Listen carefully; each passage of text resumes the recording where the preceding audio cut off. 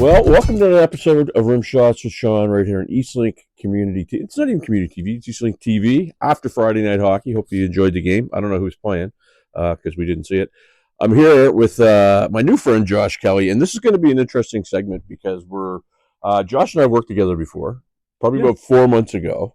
Yep. First time I met him was at a Monty's Jam like 2 weeks ago, and so here we are. So how's things going? Pretty good, man. Things are good. Glad to have you here. Thanks for coming. So we're in the studio, secret location, because if we tell you, everybody will come and bug him. Talk a little bit about the studio. How long have you had it going? 2014, I built a website and then have been advertising services since then. So you said something to me that was really interesting because we talk an awful lot in this business about people not getting paid. It's hard to get paid. Yeah. You have a flourishing business that actually makes money. You do projects that pay you. Doing all right. Yeah. Have you been doing that from the get go? Did you have to do some, to start kind of freebies like, the exposure angle? I did all the $50 gigs, man. I did all that Right. kind of thing first. I was a musician first, kind of more like a bedroom musician, more Right. like a hobby kind of thing. But yeah, yeah, 2014. It started with freelance gigs. I got a couple of things that happen on the regular basis, and then I was working with a few different artists. Right. And then an engineer buddy of mine, we were chatting. He was like, what do you want? And I said, I want to have like 5 clients a week, and I want to be able to do this full time. And so we kind of talked about it, and that kind of got the ball rolling in my mind. Mm-hmm. Built the website, and then here we are. Something that you said in there that's very interesting because I work with artists all the time, Mm-hmm. and more of me not being frustrated than anything, the first question I always ask them is, "What are your goals?" Mm-hmm. So you just said something. You wanted 5 clients a week. Mm-hmm. Was that a goal from the get go? Yeah, that was my when I first thought, okay, I want to do this full time Right. and get out of doing gigs and jobs I didn't necessarily want to do. That was the goal, like 5 gigs a week, or 5 artists in studio a Mm-hmm. week. That was the goal, and started with like Kijiji ads, um, and then yeah, like built the website, and then learned to do go Google SEO and um, search engine optimization, and then it's just been going from there. The last series of these interviews I've been doing, the term masterclass is coming up. Like I've interviewed Okay. some people that have been giving little snippets and helpful business tips because a lot of people, unfortunately, you get involved in this business. Mm-hmm. And I'll go back to 2020. Mm-hmm. 2020. Mm-hmm. Everything shuts down. People are Mm-hmm. starting to learn how to play. Everything Mm-hmm. opens up. Now, all of a sudden, you're seeing this flood of people that are going out to play. You get people that are saying, "Oh, you're good. You should do some stuff," but people don't really know the business. The business is really like musicians are not great business people. I'll admit that. You can probably admit that. Search engine optimization. Talk about that a little bit because some people are going, "Huh? I know what it is. I know what it can do." Talk about that a little bit. Maybe I shouldn't give the keys away. No, that's crazy. It's all right there online. Right. YouTube search engine optimization. It's just keywords that if people are looking for help through Google or TikTok or whatever, if you have those words out there for people to find, then they're going to find them. Like recording studio in Halifax. I named my studio the Basement Halifax Music Production and Recording Studio. Like that's a long Right. name for a business, but guess what that does? When somebody searches Sure. recording studio in Halifax, I come up. So the Basement Halifax is a long thing to be appended at the end of an email address, but if you care, you're going to email me. Well, that's the thing, and and something as you were talking that you know, um, there's this tendency among musicians, and I used to say local, but it's not local because I know people all over the world and they go through the same thing. Mm-hmm. You're not going to listen to somebody in your own backyard as much as you're going to listen to somebody that's in Toronto or Montreal or Los Angeles. Do you have that? Do you have that sort of situation where you kind of try to offer advice to people and they go like, "Well, I know Josh. Why would I listen to Josh? I know as much as him." I'm actually the opposite, man. I was very influenced early on by artists that were sort of close to me. Like the reason I thought I could do this was because I like met amazing artists locally, and I thought, wow, I've been like chasing this dream of like working with artist X, like giant artist Mm-hmm. XYZ, um, and but now like the same caliber is right there in front of me. Shane Jackson, Short Shane, Lamar Ash, like artists that I like kind of grew up with, Mhm. um, and meeting those guys and seeing the level of talent, I was like, well, the talent's right there. Like Right. that's the magic is right there. The X factor is right there. So, um, what can we do? How can I help these guys? How can I like? How can we grow together? Learn about music. Learn about the music business. But definitely, yeah. I mean, like even, uh, yeah. I mean, that's what I would say about that. Yeah, yeah, and I mean it's good feedback because again, I've got a good friend. He's in Huntington Beach, like Mm-hmm. out in California. Mm-hmm. His name's Jesse Snyder. Jesse's Okay. the son of Dee Snyder from Twisted Sister, the singer from Cool. Twisted Sister. Yeah, rad. Jesse's got a very cool line where he talks about um, we don't validate our people locally. We wait for Mm-hmm. people from away to validate them. Yeah, crazy. And it is, right? Because I Mm-hmm. mean, there's a lot of talent here, and some of it Mm-hmm. squeaks through, and some of it doesn't. What do you think that might be? It's like you said, man. That what's the word? The like Right. people wait for someone else to tell them something's cool before they believe it's cool. Sure. When it's like, no, if you just know you're cool, then you're already cool. I will tell you a funny story.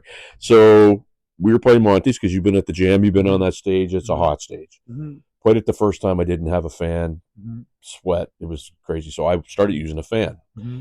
And everybody made fun of me because, oh, you're just trying to get your hair blowing and all that Mm-hmm. stuff. And, oh, we got a call, but we can't take it.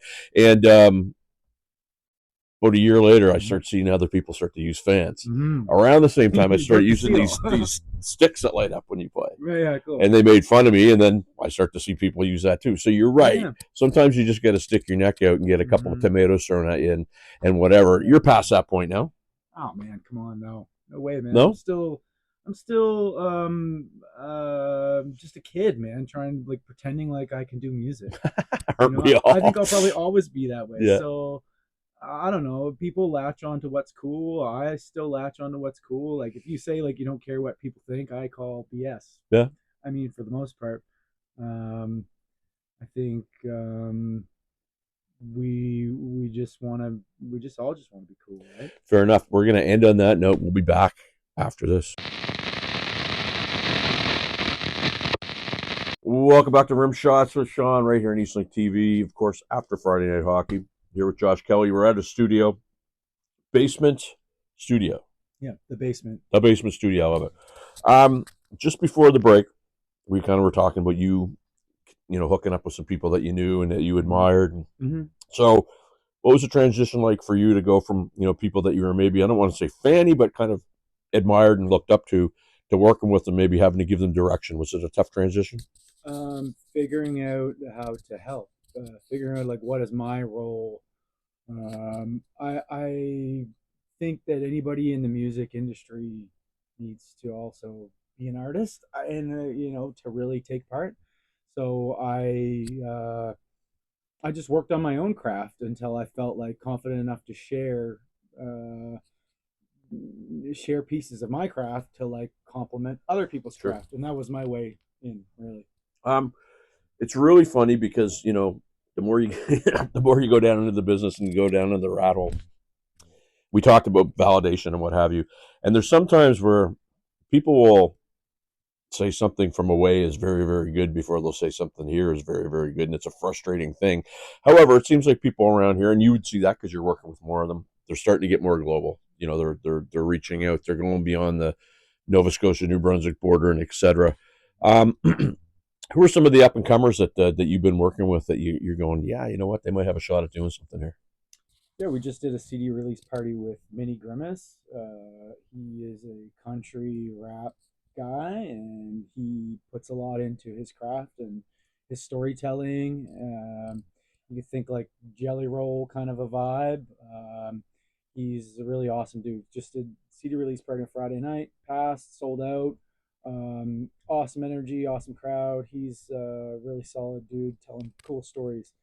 Um, Dana McClellan is a country guy that I worked with for quite a while, and he's really making a go of it. Got a few singles out, two singles out, one single coming soon. And she, Brianna Curry, she's an artist that just put out an EP. We did a tell here, and I mean I could go on and on, man. Like there's like at least a dozen artists that I'm working with right now. Brian Doucette, Ali Cribb, like there's tons of artists that are making valid music right here in Nova Scotia. Crazy, right? And Mm-hmm. it's one of those things too where the scene is has always been strange because Mm-hmm. these people are here amongst us, and you maybe hear about them in the media, or you heard about a show, or you see an ad for a show, but it's rare that you see them around in their natural environment unless you Mm-hmm. go out and check things out, like you network, you go Mm-hmm. to shows, you meet people. Yeah. Talk about networking a lot on my show. Has that been something for you that's been important? Because I know when we talked, you told me you hadn't been doing a lot of it.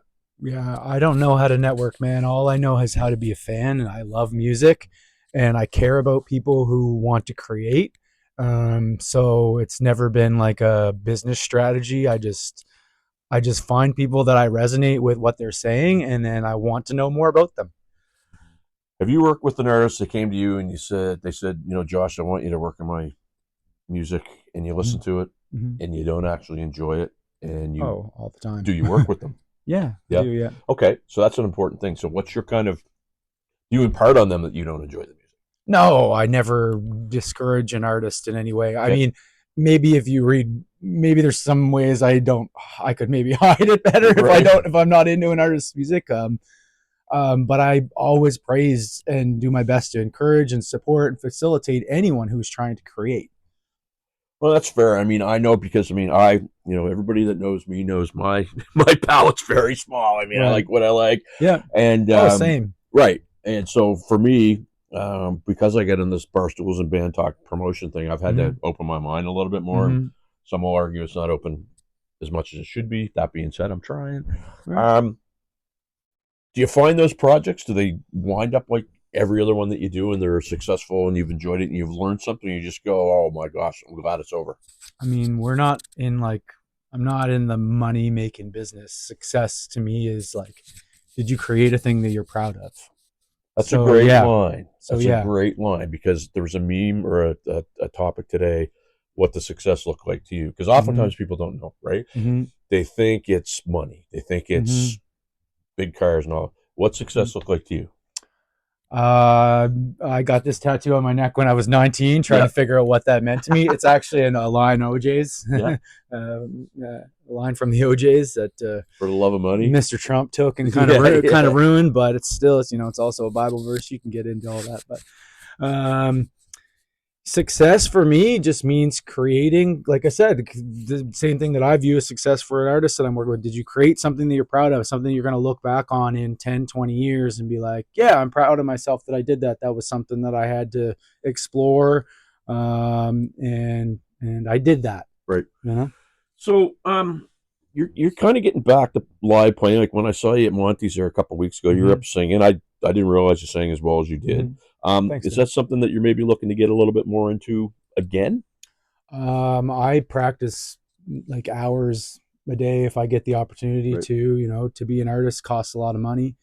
Does it ever? And not everybody has the luxury to be able to, work on their craft as much as they'd like. A lot of people don't.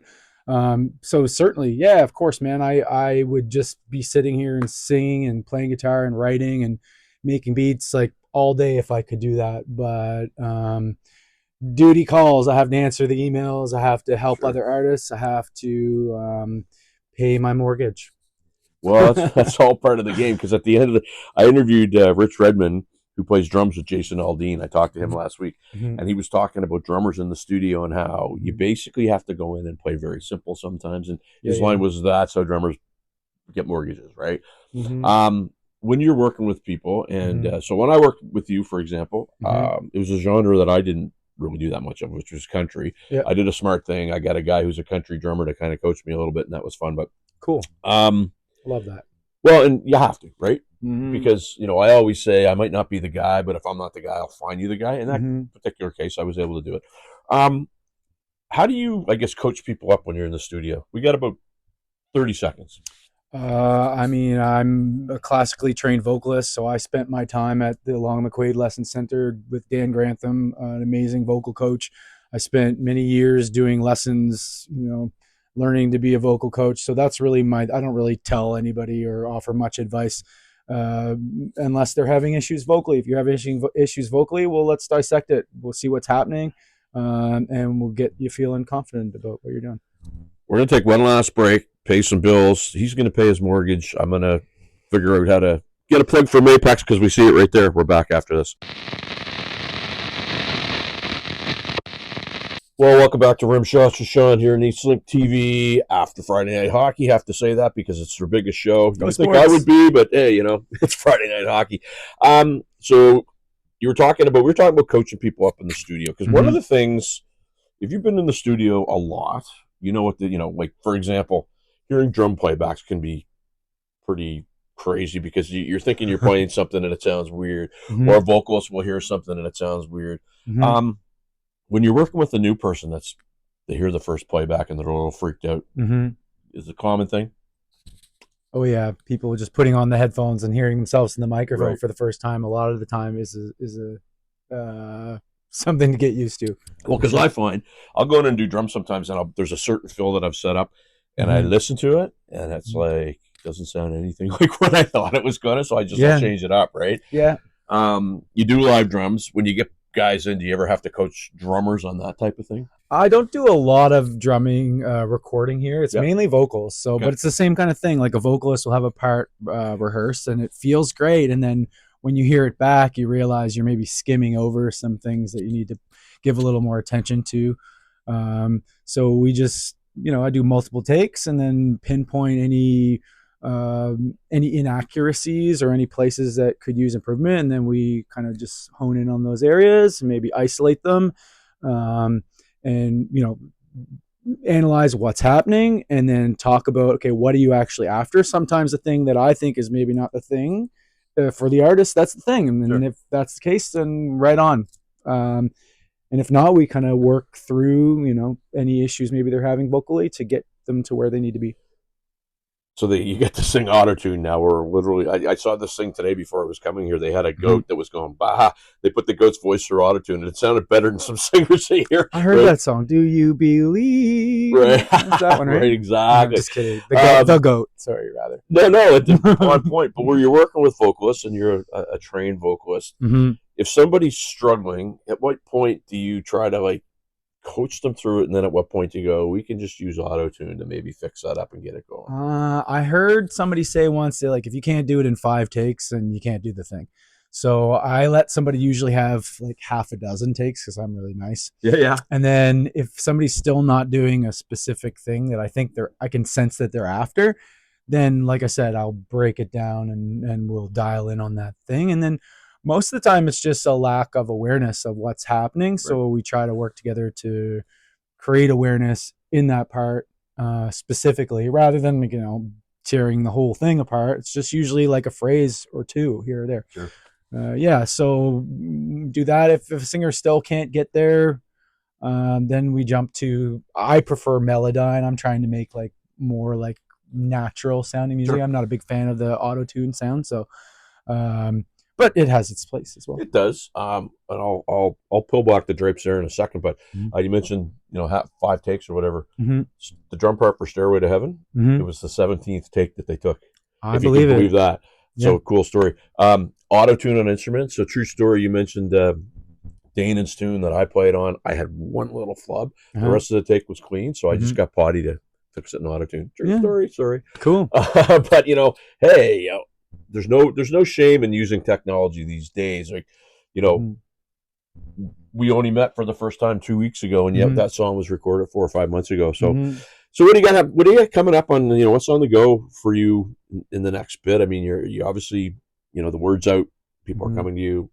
So are you getting a backlog? Are you having to move people around and push them off, or how is it always hustling? There's a lot of things in the works. I don't like to count my chickens before they hatch, so to speak, but. There's a few artists that I'm excited to work with this year for sure. But my style, people ask me what genre do you make? My style is no style. My plan really is no plan. I just I have certain things I do every day, and then certain time I keep open for whatever comes up. I see myself rehearsing. I see lots of getting out and engaging with the community. Like I've been engaging with, maybe the more well-to-do artists around for many years now, but I've made it a point for the new year to kind of really go out and meet people that are maybe newer to the industry kind of aspect of it, and just like see who's cool to play with. Sure. Yeah. Here's the, I don't want to say dirty little secret, because anybody that's in the business knows the business sometimes is not super welcoming to new people. So the fact that you're doing that, I think, is great. There's this thing, I don't know what it is, where you feel like you're giving up a trade secret that's going to propel somebody to more success than you, which to me is crazy. I think that you gotta give some stuff away to get some stuff back. That's a very important thing. Yeah. So I think that's great that you're doing that. Has anybody caught your eye that you've been seeing? Like you mentioned the other, you were going to the Barrellies Jam the other night. Was there anybody there that you went, I've never heard of that person before? Oh, for sure. Like I'm just getting to know some of the players, but so I don't know like last names yet. But Dennis, a guy named Dennis, was playing the electric, and he was doing like a funky kind of a thing at Beerley's, and he's a regular there. And I mean, at Monty's, there's like a couple of young guys, like this young guy. I didn't know what he was going to get up and play. And he got up and was playing like Knocking on Heaven's Door. I was like, okay. I remember that. Yeah. Dan, do you know what is Dan's last name? Baird. Dan, how do you say it? Baird. Dan Baird is awesome bass player. I really dig him. Tom Bona, he played drums with me, and he's an amazing player. So a couple of my buddies. So both of you owe me $20 because that was unscripted, and I wouldn't have done it. So you owe, not Josh doesn't. You owe me $20, boys. Anyway, all joking aside, these are not new guys. I shouldn't say these are new guys, but they're new guys. But here's the thing about a guy like Tom, because I've known Tom literally my whole life, and Tom is very good at giving people feedback. He's very good at doing it in a nice way. He's very good at, and that's for whatever reason. I don't know why, but people feel or they think that everybody takes feedback the same way. So I might tell you something about a recording, and I think, Josh can take this, and I do it in such a way that it's not helpful to you. Okay, yeah. Are you trying to how do you try to, I guess, give feedback and all that? Very carefully. It's like dancing about a painting, right? It's someone's mind they're expressing. It's like I tell a lot of the artists that come through, like, this is your journal. Like, we're at the end of the day, who am I to say anything about what you're saying or how you're saying it? But yeah, obviously you tread carefully there, and I think to lead by example, to not just critique, but to have like a solution is the way I try to do it. Well, that's just like that. We're done, man, if you can believe it. I want to thank you for doing this. Thank you. You can find Josh on social media. He's got his website, which is The Basement Studio. That's The Basement Music Production and Recording Studio. All right. So if you like what you see, go like, share, all that good stuff. We'll see you next week.